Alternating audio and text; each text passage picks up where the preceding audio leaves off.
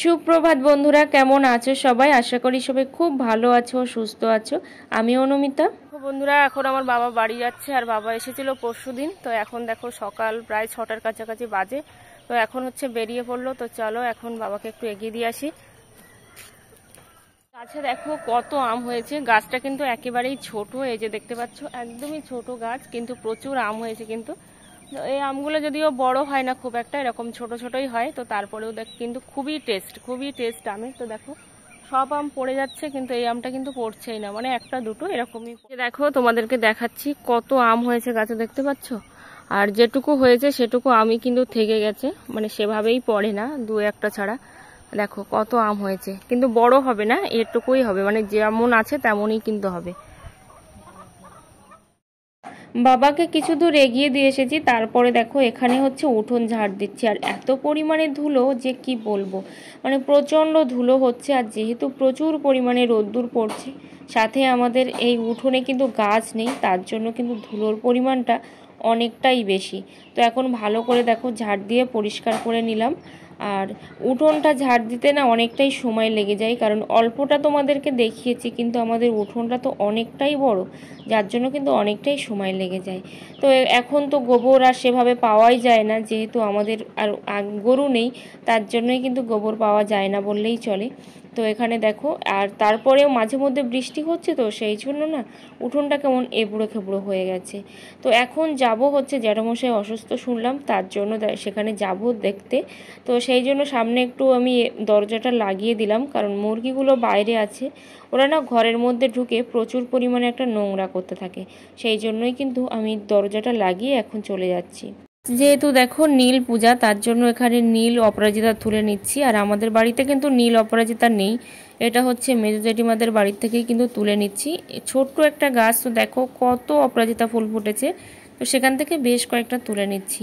আর তোমরা কে কে নীল ষষ্ঠী করছো অবশ্যই কিন্তু কমেন্ট করে জানাতে ভুলো না। আমার কিন্তু সকালবেলা ফুল তোলা হয়ে গেছে, আর এখন সকাল নয়, যদিও প্রায় 9টার কাছাকাছি বাজে। আজকে আবার অনেকটাই লেট হয়ে গেছে। বিভিন্ন রকমের দেখো ফুল তুলে এনেছি। এখানে হচ্ছে এটা নীল অপরাজিতা আছে, তুলসী পাতা, বেল পাতা, এখানে আছে হচ্ছে ধুতরা ফুল, তারপর সাদা ফুল। আর এখানে এই যে দেখো আমি কিন্তু মালা বানিয়েছি মহাদেবের জন্য। কেমন হয়েছে অবশ্যই তোমরা কিন্তু জানিও।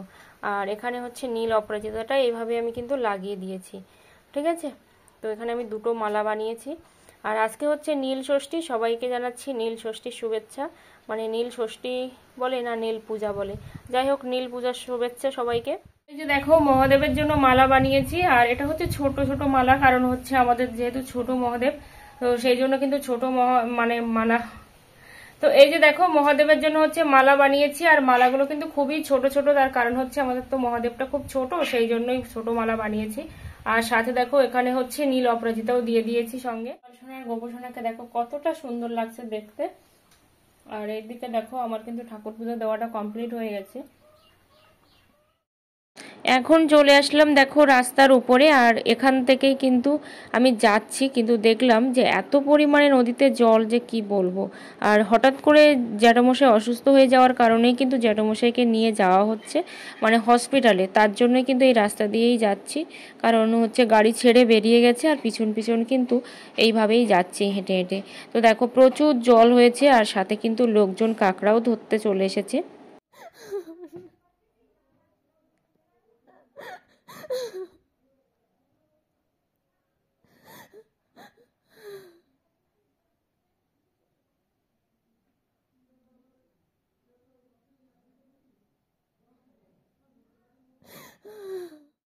পাশের বাড়িতে দেখো লক্ষ্মী পূজা হয়েছিল, তার জন্য কিন্তু সেখান থেকে প্রসাদ দিয়েছে, আর শাশুড়ি মা গেছিল প্রসাদ নিয়ে আসতে। তারপরে দেখো এখন দুপুরবেলা প্রচণ্ড রোদ্দুর, আর হচ্ছে আজকে হচ্ছে নীল পূজা।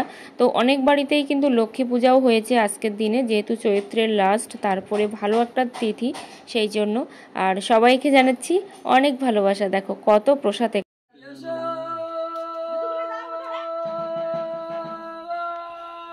বাড়ি আগে তালিকা নিলাম দূরে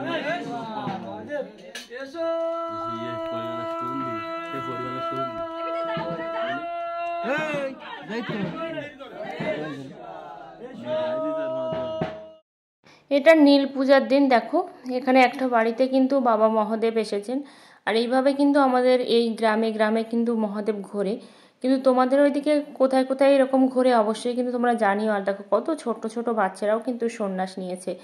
তো আগামীকাল হচ্ছে চড়ক, আর আজকে নীল পূজা, নীল পূজার দিনও কিন্তু সবাই ঘুরতে বেরিয়েছে। আর কতটা কষ্ট বলো তো, এইভাবে খালি পায়ে এইভাবে ঘুরতে হয়, কতটা কষ্ট হয়।